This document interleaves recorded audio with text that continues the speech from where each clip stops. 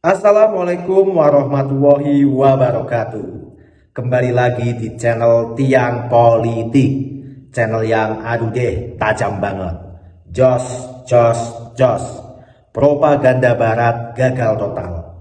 Presiden Prabowo tercinta disebut pasang badan membela orang kepercayaannya. Niat menjatuhkan Pak Purbaya, malah jadi bumerang sendiri.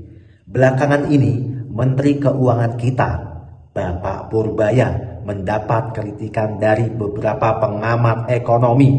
Mereka menilai Pak Purbaya kurang memahami ekonomi. Waduh, tapi tenang saja, Presiden Prabowo tercinta langsung memberikan pembelaan. Beliau mengatakan bahwa ada pihak-pihak tertentu yang tidak ingin melihat Indonesia maju dan bangkit. Panas juga nih, sampai-sampai presiden turun tangan. Tapi benarkah ada upaya menjatuhkan Pak Purbaya? Atau ini hanya perbedaan pendapat soal ekonomi? Biar lebih jelas, yuk kita simak penjelasannya sampai selesai. Jadi nggak usah takut, fundamental ekonomi kita bagus, fiskal kita bagus. Besok saya akan jumpa pers masalah APBN kita yang sebagian termasuk majalah ekonomi bilang berantakan. Enggak, kita bagus sekali. Dan mereka nggak ngerti apa yang kita kerjakan. Strategi kita bukan hanya belanja pemerintah, tapi kita juga mengaktifkan sektor swasta. Makanya cari makan dan ngeruk hasil bumi di Indonesia, tapi begitu dapat untung dolar, duitnya malah disembunyiin di Singapura sama Swiss supaya nggak bayar pajak. Giliran rupiah melemah, rakyat kecil yang disuruh hemat dan bayar pajak motor lebih mahal. Adil nggak? Jelas kagak. Makanya, begitu Presiden Prabowo keluarin aturan militer, taruh dolar lo di bank kita dalam 24 jam, atau izin usaha tambang lo dicabut. Para pengamat bermental babu langsung teriak, ini melanggar pasar bebas. Padahal, lewat taktik gembok total ini, 400 triliun uang negara berhasil diselamatkan buat subsidi pupuk dan jalan desa. Lu tim yang setuju oligarki ini dicekik lehernya demi harga diri bangsa, atau tim yang takut investor kabur? Tonton video ini sampai selesai, kita bedah secara simpel. Sebenarnya selama ini, yang bikin rupiah hancur lebur, itu siapa guys? Itu pertanyaan yang paling penting. Siapa yang diuntungkan ketika inflasi Indonesia dibiarkan merajalela guys? Itu salah siapa? Lu pernah pikir nggak? Sampai orang-orang demo, minta naik gaji, demo, turunkan harga sembako. Lu pernah pikir nggak? Siapa sih yang punya kewajiban mengontrol moneter kita? Mengontrol supaya nilai tukar rupiah stabil? Lu kira pemerintah guys? Coba lu pikir lagi guys. Dan kenapa mereka seperti anjing kepanasan? Selalu ngomong, wah harus independen, harus independen. Padahal hari ini udah terbukti. Bahkan the Fed di Amerika Serikat saja tidak independen. Tapi berpolitik. Teman-teman, sebelum kita masuk ke pembahasan utama, gua minta waktu 3 detik dari kalian. Mari kita bikin para mafia dan pejabat yang hobi makan uang rakyat itu ketar-ketir melihat persatuan kita. Klik like, subscribe, dan bagikan video ini seluas-luasnya. Satu share dari kalian adalah satu peluru untuk memutus rantai pembodohan yang selama ini menindas kita sebagai rakyat kecil. Tonton video ini sampai menit terakhir agar lu punya pemahaman yang utuh dan gak gampang diadu domba. Dan buat kalian yang sudah hadir, ketik di kolom komentar dari mana kota asal kalian sekarang. Kita kirim pesan kuat keluar sana, kami rakyat Indonesia tidak akan panik. Kami tidak akan termakan berita hoaks yang sengaja didesain buat bikin gaduh di bawah. Kita tetap tenang, kita kawal kedaulatan ini sampai tuntas. Oke, mari kita mulai pembahasannya. Bayangkan, lu punya rumah besar, halamannya luas, dan di bawah tanahnya tertanam emas serta batu bara yang melimpah. Tapi anehnya, anak istri lu di rumah kurus kering, kelaparan, dan buat beli beras sekilo aja lu mesti ngutang keliling kampung. Kok bisa? Ya bisa, kalau yang kerja ngeruk emas di halaman rumah lu itu adalah orang asing. Dan parahnya lagi, dibantu sama satpam rumah lu sendiri yang lu gaji buat jagain aset lu. Begitulah potret komedi satir perekonomian kita selama puluhan tahun sebelum taktik gembok total ini dimulai. Selama ini kita sering menyaksikan drama teatrikal yang bikin geleng-geleng kepala. Ada sekelompok pengusaha kakap yang kalau di depan kamera hobi banget pakai baju batik, ngomongnya mendayu-dayu soal cinta tanah air, tapi kelakuannya kayak lintah darat.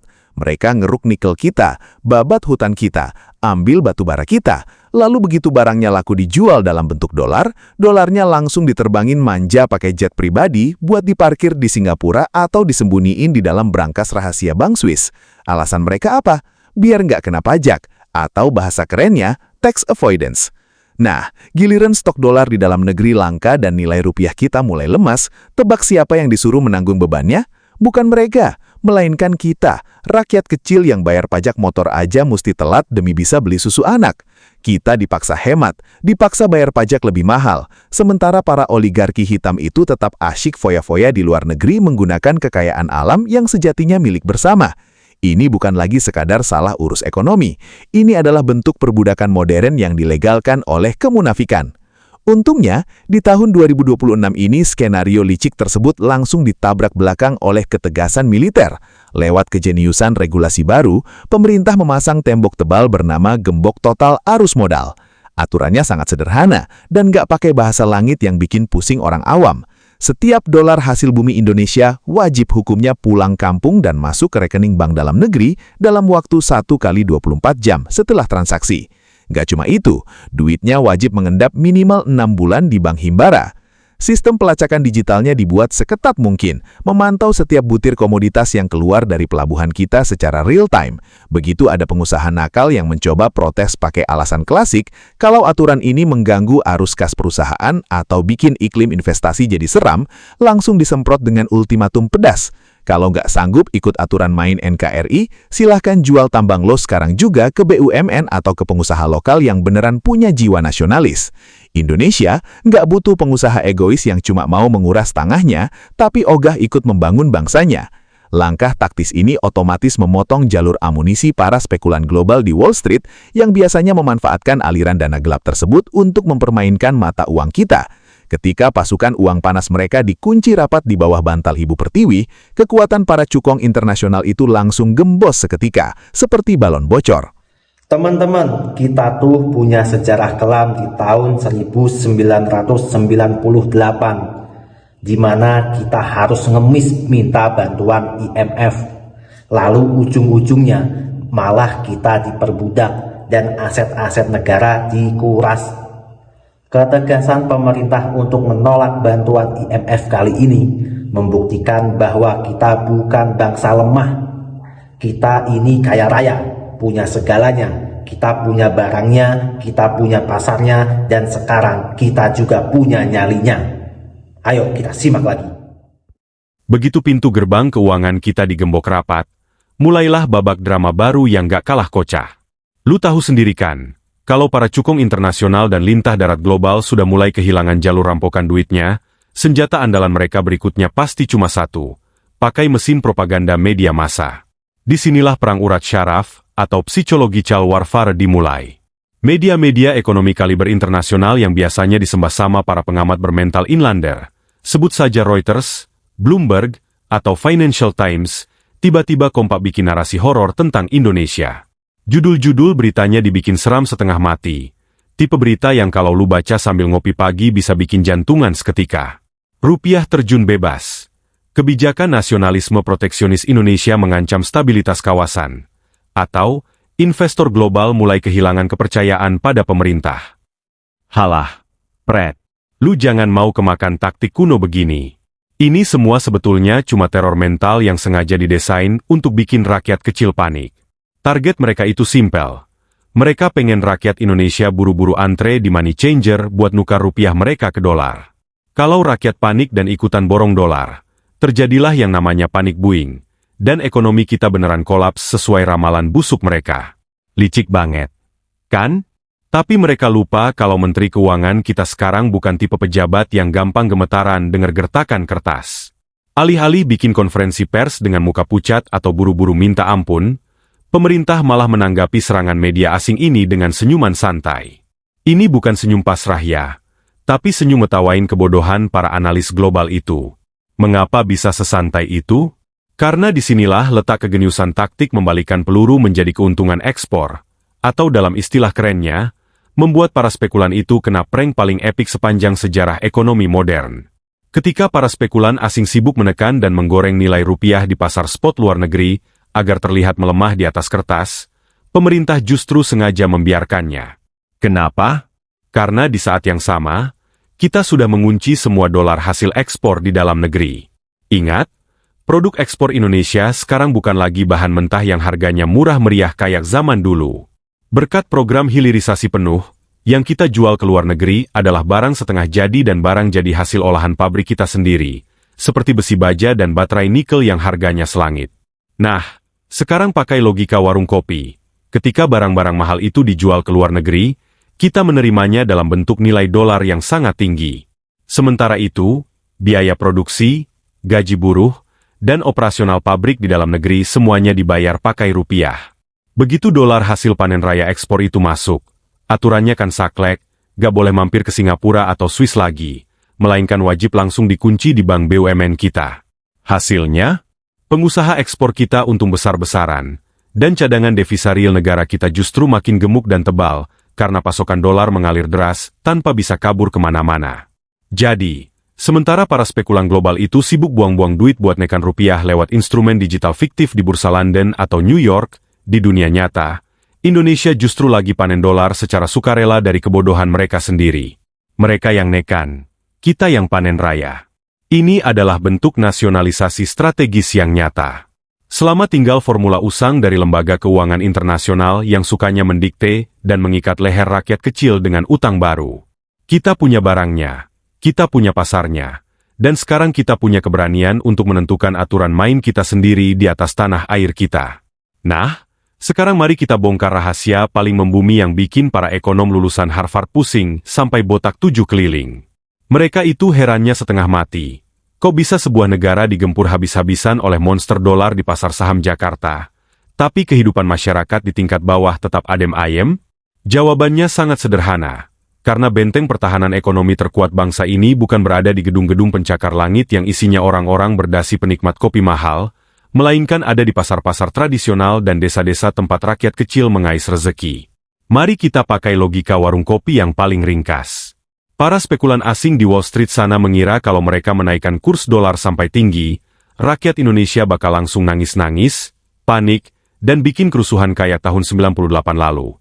Mereka lupa kalau struktur ekonomi kita sekarang sudah dirombak total. Coba lu pikir pakai akal sehat. Emangnya kalau dolar Amerika Serikat melonjak naik, ayam-ayam petelur di kampung bakal ikutan mogok bertelur? Kagak, bos. Emangnya kalau rupiah digoyang di Bursa London, pohon-pohon pisang di kebun warga bakal langsung layu berjamaah karena stres? Ya kagak lah. Realita di akar rumput itu simpel. Rakyat kecil butuhnya beras, bukan kertas bergambar wajah Benjamin Franklin. Selama pasokan pangan lokal melimpah, jalur distribusi aman, dan kebutuhan pokok tercukupi, ekonomi domestik di tingkat bawah bakal tetap berputar dengan stabil.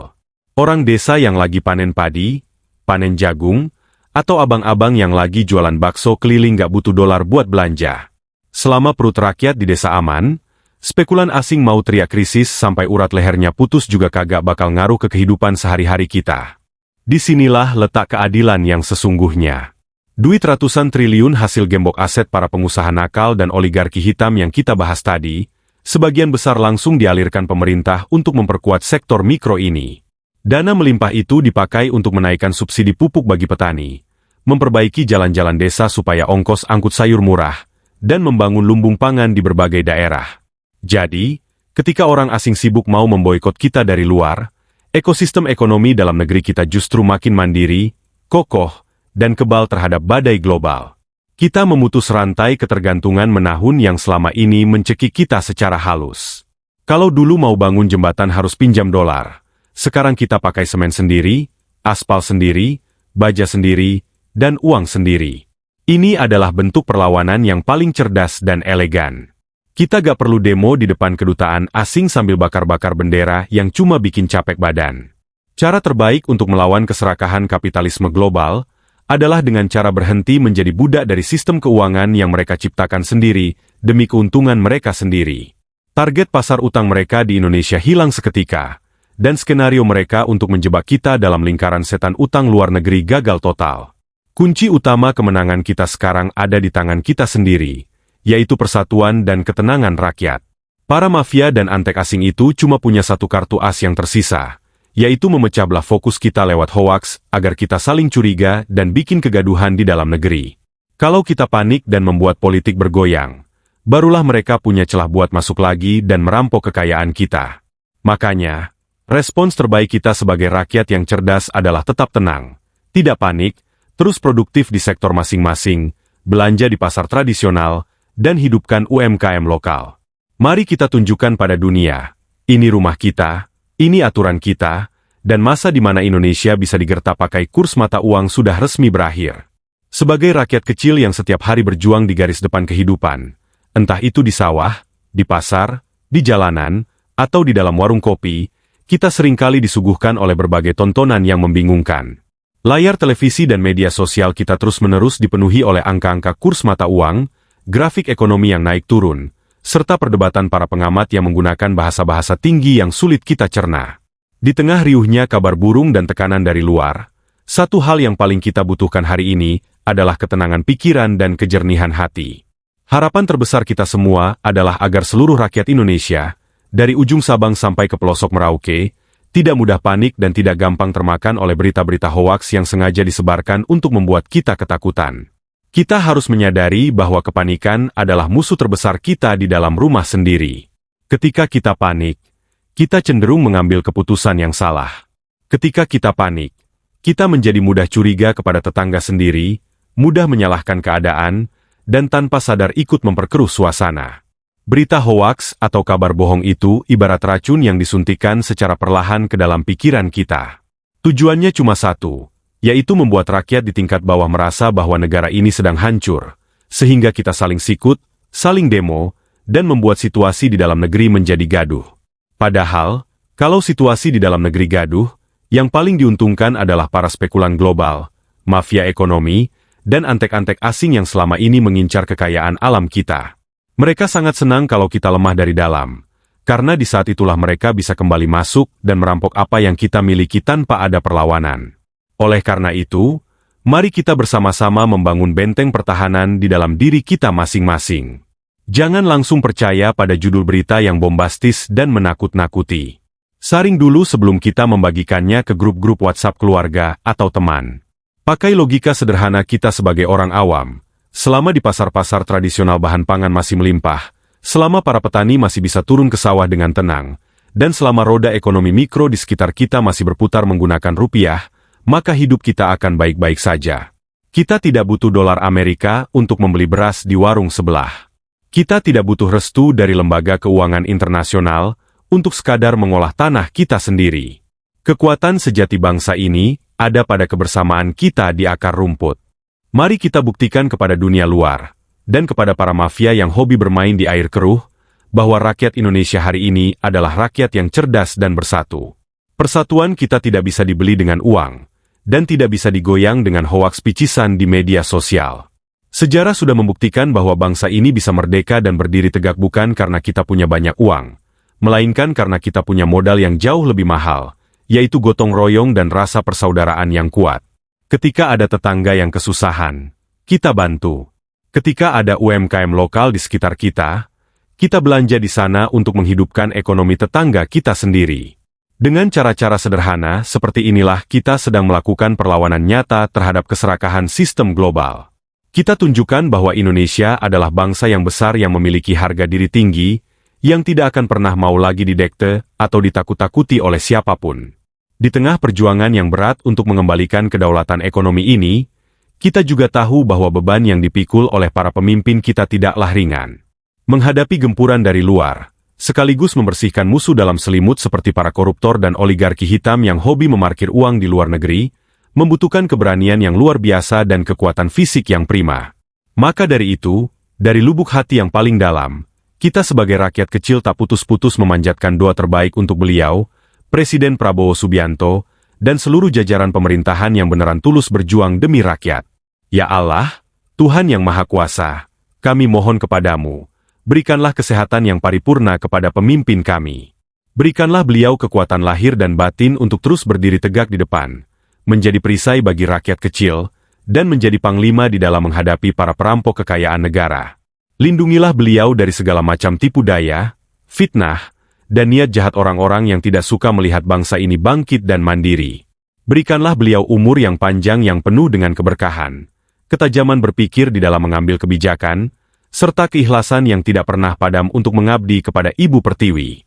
Kami berharap beliau selalu dikelilingi oleh orang-orang yang jujur, setia pada janji, dan takut akan dosa, bukan oleh para penjilat yang hanya mencari keuntungan pribadi di balik jabatan mereka. Semoga setiap langkah berani yang beliau ambil, Seperti mengunci aset-aset asing dan memaksa para pengusaha nakal mengembalikan uang negara, selalu mendapatkan jalan kemudahan dan ridha darimu. Perjalanan kita sebagai bangsa untuk merdeka 100% secara ekonomi memang masih panjang dan penuh dengan kerikil tajam. Namun, selama rakyatnya tetap tenang, tetap bersatu, tidak mudah diadu domba, dan pemimpinnya tetap istiqamah berada di jalur yang benar demi kemakmuran rakyat banyak sesuai amanat Undang-Undang Dasar, tidak ada satupun kekuatan di dunia ini yang mampu merubuhkan Indonesia. Ini adalah rumah kita bersama. Ini adalah aturan main kita sendiri, dan kita akan jaga brankas kedaulatan ini sampai ke anak cucu kita nanti. Tetap kritis, tetap humanis, tetap tenang, dan mari kita kawal perjuangan ini dengan doa serta kerja nyata di bidang kita masing-masing. Salam Merdeka 100%. Terima kasih teman-teman sudah menyimak sejauh ini. Sekarang saatnya kita ngobrol-ngobrol santai lagi sambil minum kopi. Setelah itu beropini. Teman-teman, melihat keberanian Bapak Presiden tercinta Bapak Prabowo bersama Menteri Keuangan Bapak Purbaya merupakan jati diri Indonesia yang sebenarnya, bangsa yang berani. Walaupun saat ini seperti memakan obat pahit demi sembuh dari ketergantungan oleh bangsa asing. Mungkin di awal-awal rasanya tidak nyaman. Banyak rakyat-rakyat, banyak masyarakat yang komplain, yang yang mencaci maki pemerintah, yang menganggap Presiden Prabowo blunder. Tapi ini jauh lebih baik daripada kita terus-menerus menjadi pelayan di tanah air kita sendiri. Sebagai rakyat, kita harus dukung ketegasan ini secara penuh. Karena apa? Karena kita harus bisa berdiri di kaki kita sendiri. Masa rupiah lemah dikit panik, dolar menguat panik. Sebenarnya rakyat, kalau menurut keyakinan saya, di bawah itu rakyat yang di bawah, dolar naik, rupiah melemah, itu tidak terlalu terasa. Tapi karena banyak pengamat-pengamat ekonomi, mungkin pengamat dadakan atau yang senior, saya juga nggak tahu, yang tik-tikan memberikan narasi-narasi ketakutan, membuat masyarakat menjadi panik. Teman-teman, kita harus seperti zaman dulu, di zaman sejarah Nusantara yang sangat besar. Tidak ada tuh namanya dolar menguat, kita panik di zaman Majapahit, soalnya belum ada Amerika.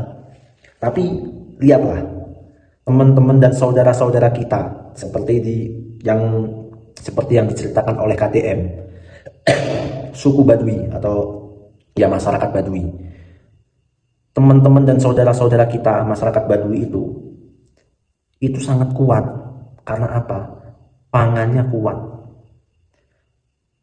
kesediaan pangan kuat, air melimpah, tidak bergantung dengan pump, tidak bergantung pada pupuk yang beli dari impor.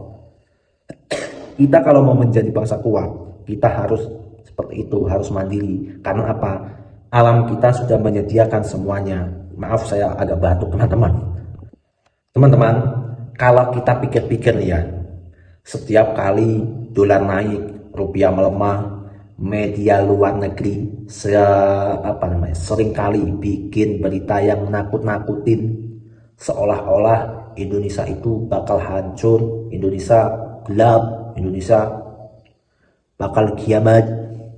Padahal kekuatan asli Indonesia itu bukan di bursa saham, tapi di pasar-pasar tradisional dan di desa-desa. Ini misalnya, andaikan Amerika itu hancur, dolarnya hancur, sebenarnya rakyat kecil di desa-desa, di pegunungan itu tidak terlalu bingung. Karena apa? Ya kita tetap menanam, kita tetap berkebun, kita tetap angon wedhus, angon sapi, santai saja. Air banyak, Indonesia itu dianugerahi Tuhan sumber daya alamnya sangat melimpah. Kita tidak bergantung pada siapapun, apalagi pada asing, pada dolar yang dibuat oleh dengkul tanpa modal. Katanya konspirasinya. Itu teman-teman. Apalagi kalau kita mengingat zaman dulu waktu krisis 1998, kita mengemis minta bantuan IMF, lalu ujung-ujungnya kita didikte dan aset-aset negara dipreteli. Bayangin tuh, kekayaan alam kita diambil, tapi kita nggak bisa apa-apa karena kita terikat perjanjian di masa lalu. Makanya keberanian Bapak Prabowo tercinta menunjukkan bahwa negara kita telah mandiri, negara kita telah bangkit. Jadi kalau ada yang nyinyir, kemungkinan itu tidak mau melihat Indonesia bangkit. Gitu teman-teman. Sudah saatnya kita sebagai seorang bangsa, sebagai sebuah bangsa, kita tidak boleh memiliki mental minderan. Berdaulat itu bukan cuma soal punya tentara yang jaga perbatasan, tapi soal berani berdiri di kaki kita sendiri. Sebenarnya sih gak kaget kalau sekarang banyak yang menyerang Bapak Purbaya, Bapak Prabowo tercinta, menyerang pemerintah. Kenapa? Karena belakangan ini Presiden Prabowo tercinta bersama Bapak Purbaya, bersama Kejagung, bersama kabinet yang lainnya sedang fokus sikat-sikat mafia. Tentu saja mafia-mafia itu tidak akan terima dan membuat isu yang menggiring opini rakyat untuk membenci pemerintahan. Tapi ingat teman-teman, jika kita membenci pemerintah kita sendiri, kita akan rugi. Kenapa? Jika terjadi chaos, pasti rakyat yang akan sengsara. Misalnya ada sekelompok yang ingin menjatuhkan Prabowo, pasti ada juga yang ingin mempertahankan Presiden Prabowo, dan pasti mereka akan bergaduh. Lah itu yang diinginkan oleh para koruptor dan mafia. Oleh karena itu, marilah kita bersatu, kita bergandengan tangan tanpa memandang agama, suku, bangsa, dan apapun. Kita ini bersaudara, kita ini Nusantara, kita ini Indonesia. Leluhur kita mengajarkan kita untuk hidup mandiri. Kita itu adalah peradaban besar di masa lalu. Banyak sejarah-sejarah yang membuktikan bahwa di Indonesia adalah peradaban besar. Semenjak Indonesia berdiri, semenjak proklamasi, Indonesia mulai bangkit dipimpin oleh Presiden Bapak Soekarno. Itu Amerika dan lain-lainnya ketakutan itu. Makanya dijatuhkan. Karena Bapak Soekarno yang sangat hebat itu ingin berdikari. Bayangin teman-teman, kalau dipikir ya, kalau kita pikir secara logika, kok bisa Indonesia itu tidak punya mobil sendiri, tidak punya motor sendiri? Kok bisa? Pasti kan ada yang ngatur. Kalau dipikir-pikir nih, pasti kan ada yang bisa bikin. Teman-teman yang di desa-desa yang buka bengkel aja pinter-pinter, apalagi yang sudah kuliah, sudah sekolah sampai di luar negeri, pasti tahu cara bikinnya. Oh kan belum tentu laku, pasti laku kalau pemerintah mau. Pasti laku teman-teman. Sekarang gini aja, setiap lurah kepala desa di desa-desa mendapatkan, kalau nggak salah ya, mendapatkan motor satu, motor dinas. Kalau dulu itu apa namanya? Thunder. Kalau sekarang NMAX.